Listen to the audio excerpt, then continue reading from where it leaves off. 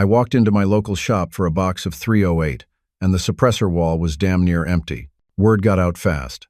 After the DOJ finally admitted in court that suppressors count as protected arms, folks swarmed gun stores like it was Black Friday with tax stamps. What's up, everyone?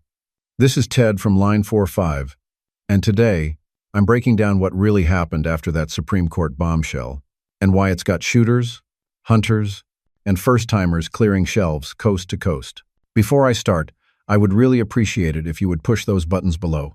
The subscribe button, the notification bell, all of them. This is not necessary, but those little clicks help a brother out. Plus, it pushes me to give you more valuable gun-related content on your screen. Now, buckle up, and let's get back to the video. You know how long we've been told suppressors are just fancy add-ons? Stuff that lives in NFA jail, needs a tax stamp, and gets flagged like you're buying an RPG? That's been the norm since 1934. But now, the same Department of Justice that's been pushing that line for decades filed a brief in Vandertook versus Garland and flat out said suppressors qualify as arms under the Second Amendment. That's not a rumor. That's a formal admission on paper in federal court. This whole thing started with pressure from recent court rulings, especially after the Supreme Court dropped Bruin in 2022. That case changed the way judges look at gun laws. Instead of justifying restrictions with stats or fears, the government now has to show a historical tradition of regulation, and when it comes to suppressors, they don't have one. The 1934 regulation had nothing to do with crime waves. It was about poaching, literally. There's no strong history of banning suppressors for public safety, so when DOJ lawyers looked down the barrel of that logic, they had to back off. I've never seen a reversal like this happen so quietly. But man, it matters. If suppressors are now considered arms, they're protected just like your shotgun or carry pistol. That changes the legal fight, opens up court challenges in banned states, and sets the stage for a serious shakeup in how we think about what's regulated versus what's protected. I walked into my regular shop 2 days after the DOJ filing dropped, and the suppressor shelf looked like it had been looted. No kidding. Usually, there's a lineup of Surefire cans, a couple of Banish, maybe some YHMs collecting dust, and all that was gone. Even the used ones. Guy behind the counter told me they had more online orders in 48 hours than they'd processed all month. And it wasn't just one store. Dealers from Texas, Florida, and Arizona were reporting lines, phone calls every 5 minutes, and online systems crashing under the load. What kicked this off wasn't fear, it was clarity. For once, the government said the quiet part out loud: suppressors are constitutionally protected. That flipped a switch for folks who'd been on the fence. Hunters, new gun owners, even dads who've been thinking about ear protection for their kids while shooting. Suddenly, they weren't looking at suppressors like risky, extra gear anymore. They saw them as part of the firearm. Retailers called it a 300 to 400% surge in demand, depending on the region. That's not an exaggeration. Some shops sold out completely within a day. Others started rationing just to manage paperwork flow. Online suppressor companies had backlogs within hours. People didn't want to miss their window. You had buyers who'd never touched a silencer before sending off Form 4 like they were grabbing concert tickets. It was fast, it was heavy, and it didn't look anything like a panic buy. This was organized and motivated. I remember being a kid and thinking suppressors were illegal unless you were some kind of assassin or secret agent.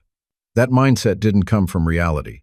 It came from decades of bad laws and worse Hollywood. Truth is, suppressors got lumped into the 1934 National Firearms Act, not because of crime, but because some bureaucrats were scared people would use them to poach deer during the Great Depression.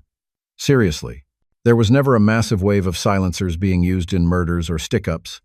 It was all based on guesswork and fear of overhunting. Fast forward to now, and that lack of historical support is exactly why the DOJ's argument collapsed. Under the Supreme Court's Bruin ruling, if a law restricts a type of weapon or accessory, it has to line up with what laws looked like around the time the Second Amendment was ratified. And when you go digging into early American history, you won't find any widespread bans or even real concern about suppressors. They weren't even invented until the early 1900s, and even then, nobody treated them like a threat. So when this Vandertook case came along, and the DOJ had to defend suppressor laws under that new test. They couldn't too, there's just no tradition to lean on. That's why their own attorneys admitted suppressors meet the definition of arms. They had nowhere else to go. This changes the whole fight. What used to be a maybe in court is now backed by the government's own words. While the DOJ's suppressor filing lit a fire in the gun community, the Supreme Court handed down another decision that same week, one that drew a line between accessories and unfinished firearm parts. The court upheld the ATF's authority to regulate 80% lowers and frames, essentially treating them like firearms under federal law. That was a blow to the DIY crowd. But it also clarified something important. Suppressors and frames are not viewed the same way under current legal scrutiny. Suppressors, thanks to the DOJ's admission in Vandertook, are now on legal footing as arms under the Second Amendment. That puts them in the same protected category as handguns and rifles. On the other hand, 80% of receivers, which still require milling or drilling to function, are now under direct ATF control, and they don't get the same constitutional protection because they're not fully operable on their own. This contrast matters because it sets a precedent. The courts and the DOJ are now recognizing the distinction between a tool that modifies performance, like a suppressor, and an incomplete part that requires significant work to become a firearm. That distinction opens legal room for suppressor challenges to move forward while unfinished parts face tighter restrictions. For gun owners, that means you'll still need a serial numbered lower if you're building something, but your suppressor, legally, just became harder to ban. That legal wall separating accessory from constitutionally protected arm is now clearer than ever. Not long ago, the only people seriously buying suppressors were hardcore shooters, precision guys, or folks into collecting NFA gear. That's not what's happening now. Dealers are seeing more first-time gun owners asking about silencers than they've ever had before. I've seen it myself. Families walking into shops looking for ways to protect their hearing at the range, or parents buying suppressors to go with a .22 rifle for their kids' first squirrel hunt. Part of this shift comes from better public understanding. Suppressors aren't movie silencers. They don't make guns whisper, quiet. What they actually do is cut decibels enough to prevent permanent hearing loss, especially for kids or older shooters who've already taken damage. For bolt guns and rimfires, they make shooting a lot more comfortable and safer without requiring electronic hearing protection. For ARs and other semi-autos, they reduce blast and recoil without changing how the gun runs. With the DOJ calling suppressors protected arms, people who used to be cautious about buying one are now seeing them as practical and worth the wait. Add to that states like Texas and Utah pushing back on NFA enforcement, and suppressors are starting to look less like luxury gear and more like smart additions to a gun setup. This shift in buyers matters because it normalizes suppressor ownership. When it's no longer just tactical guys using them, the stigma drops, and that's when real legal and cultural change starts sticking. After the DOJ's court filing, lawsuits challenging suppressor bans in restrictive states moved almost immediately. One of the most important cases right now is Padua versus Platkin out of New Jersey. That suit argues the state's outright ban on suppressors violates the Second Amendment, especially now that the federal government has admitted they're arms. Under the Bruin framework, New Jersey has to show a historical tradition of banning suppressors. That's going to be a problem, because no such tradition exists. Other states are watching closely. California, Illinois, and New York still ban suppressors for civilians entirely. But the legal ground they're standing on just got weaker. When the DOJ changes its stance in court, that opens the door for challenges across every state with a ban in place. Courts can now look at the DOJ's admission as a direct contradiction of those bans.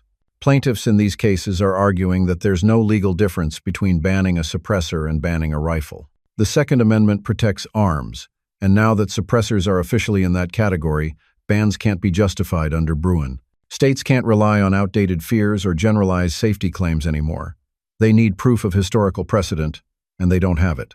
If these lawsuits succeed, they won't just overturn local laws. They'll set a precedent that can be used to strike down suppressor bans nationwide. Even with the DOJ recognizing suppressors as arms, you still have to jump through every single hoop the NFA throws at you. The $200 tax stamp, the ATF Form 4, the long wait times, the fingerprint cards, passport photos, Clio notifications. It's all still there. Some people are waiting upwards of 9 to 12 months just to get approval. That hasn't changed. The government may have backed off the legal argument, but they haven't cleared the path for ownership. What we're seeing now is legal momentum, not legislative reform. The courts are catching up, and the pressure's on. But unless Congress steps in and rewrites the NFA, or a court directly rules the tax and registry requirements unconstitutional, suppressor buyers are still stuck in line. It doesn't matter if you're buying one for hunting, home defense, or protecting your hearing at the range. You're still in a federal process that treats that suppressor like a Title II weapon. Groups like the ASA, or American Suppressor Association, are pushing hard to get rid of the tax stamp altogether. Some lawmakers have proposed bills like the Hearing Protection Act, but none of them have cleared the Senate. Until that changes, we're in a weird middle ground. Legally protected, but still regulated like a machine gun. Bottom line, this DOJ shift is a huge win, but we're not done. If you want real change, keep the pressure on. The paperwork's still on the wall, and we've still got work to do.